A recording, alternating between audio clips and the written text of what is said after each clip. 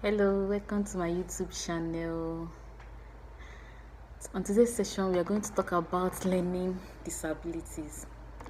Learning disabilities is a neurological condition that affects a person's ability to process, to produce, or store information in a typical manner. Majorly, in a class, we have children with different learning disabilities. We have children with different potentials. We have children that can read very well. We have children that cannot read very well. We have children that can solve maths very well. We have children that cannot solve maths very well.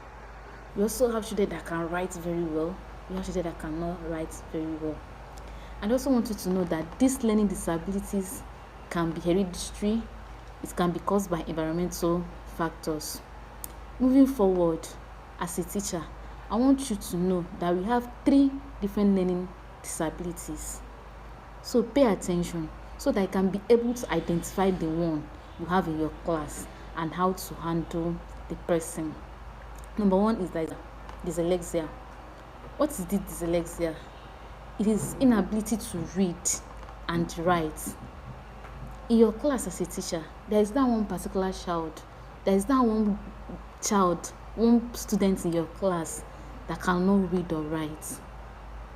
You're not going to solve it by beating her or always shouting at her.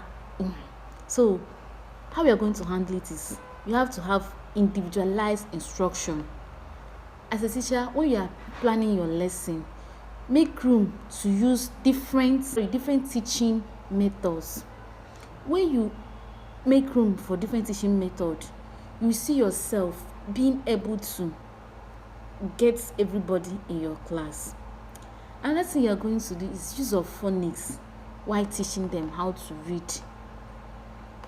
In reading English alphabet or in reciting English alphabet, when we are teaching, especially English language, we should use phonics. We should use sounds.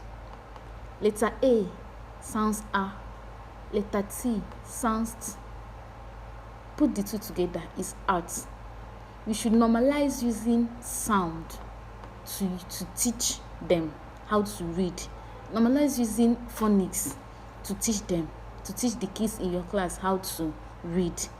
Why you do this, you will notice that child in your class that doesn't know how to read will pick up and he or she will start reading. Then another one is create time for extra tasks. The particular child in your class that doesn't read, you have finished teaching others. Don't just end it there. Create extra time for her so that she can be able to practice the ones that you have done in the class that day. Lastly, involve parents in the progress in the teaching. This child in your class, she doesn't know how to read.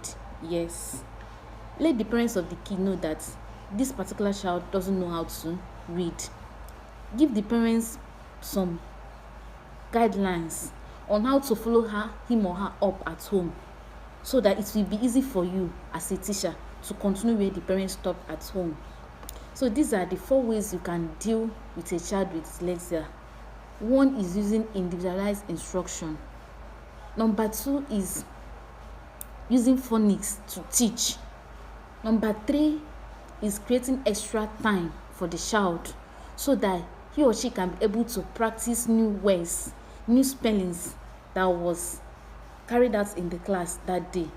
Then the last one is involving parents in whatever step you are trying to carry out to make sure that the child can read. Involve parents in any progress that you are doing. And that's what you love. You think you got the right, but I think you got it wrong.